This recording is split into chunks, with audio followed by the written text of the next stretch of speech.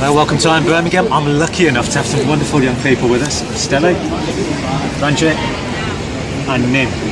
Brilliant. Guys, we've got the election coming up, so I'm going to ask you, Ranjit, first. Yeah. Firstly, how old are you? I'm 30. You're so 30? not as young as I look. Okay, debatable. So, I mean, we've got the general election coming up. What would you like to see? I think what I'd like to see more is some social change. I think what the most prominent thing I think we need to address is the NHS, because it's severely underfunded. The main thing is what's our health, the nation's health. So I'm all for like social change. I think what we see now is rich getting richer, the poor getting poorer. I think we need some more social equality back on the scene. So in terms of that argument, I mean, some people will say, well, what you need to do is you need to privatise the NHS. So do you agree with privatising the NHS? Is that what you're saying? No, I don't believe in privatising the NHS, because then you've got health for profit really, and it should, people's ill health should not be a profit motive. Right, this is where things get blurred. So the thing is, if it is publicly owned, it would be more,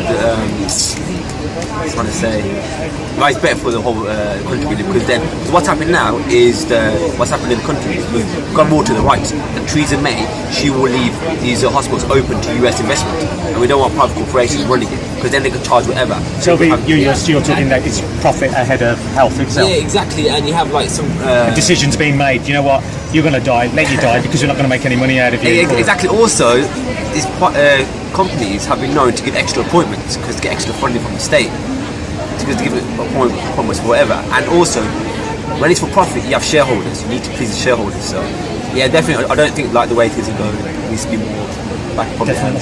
Thank you. Stella, I assume you're younger? Yeah, 24. You're 24. So what's important? Firstly, are you voting? I'll be voting, yeah. You will be voting. You don't need to tell us what party you'll be voting for. I won't be telling you. Yeah, that's good. But what's important to you? Touching on the point that Ranjit has just mentioned about the NHS, of course, you can't put a price on life.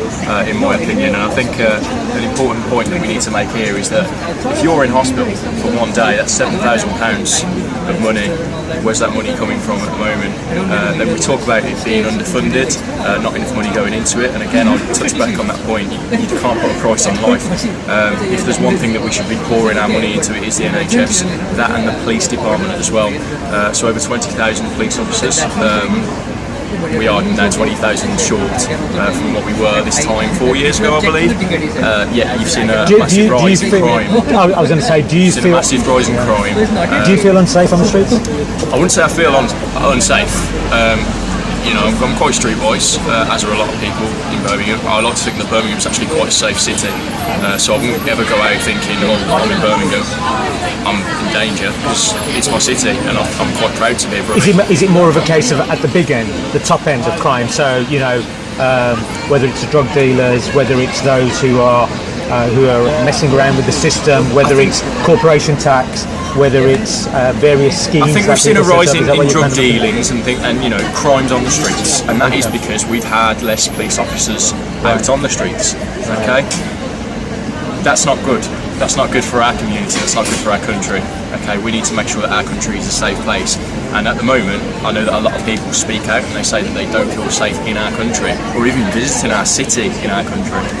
That's not good. We're actually quite a safe city. Do you think that this is to do with illegal immigrants being in this country? Absolutely not. Okay. If you look at some of the reports over the last few years, okay, we have terrorists from all sorts of races, ethnicities, religions. So we can't pinpoint a certain race or ethnicity or religion. That's not fair, because that's like saying, the gentleman, not so much a gentleman, who was involved in the attack last week, a barbaric attack as well in Manchester. That's like saying, because he's Muslim. Well, no, not because he's Muslim, because whoever's got into his head and told him what he was doing was right, okay, they're an issue, okay, and that is the problem at the moment. It's we've got a big problem with integration, don't get me wrong, and I feel that is a big problem.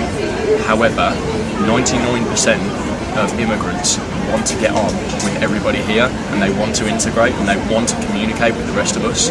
Okay? It's just a very small percentage that are being very small-minded, but I also think that it's a bigger percentage of people who are born here that are also being small-minded. You definitely want to integrate?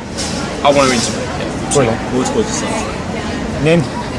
what's important for you? I mean, do you want to give your age? You don't have to. Are you young? Are you?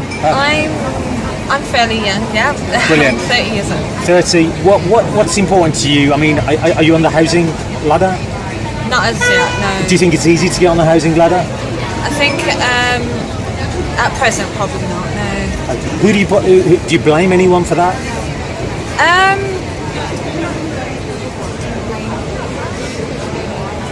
Or, I mean, would you like to see any changes to make your life easier to help you get onto that housing ladder? Perhaps some help from the government, I think, with deposits and things like that for first-time buyers.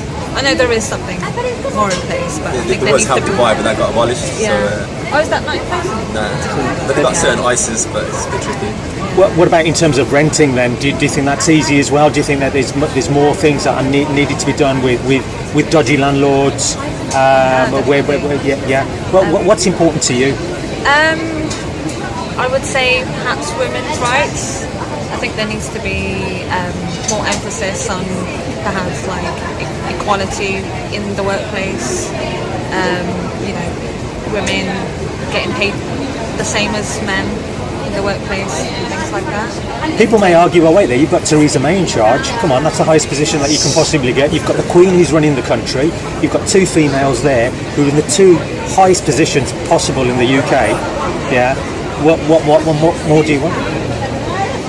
I think as a majority, like the females of this country are getting paid a lot less for doing the same sort of job. And I don't think that's very fair. I mean, if you're putting in the same work as a male, you should be getting paid the same. Do you think there's also a difference at if you're working in jobs which are lower down? So do you think there's a lot of women who are getting the minimum wage as opposed? Do you think that should increase, or do you think? Definitely. I think minimum wage should increase definitely, because at the moment it's just not viable in terms of living on the minimum wage, and it's hard to make ends meet. That's great. Thank you guys for your time. Thank you. Cheers. Thank you for Am Birmingham.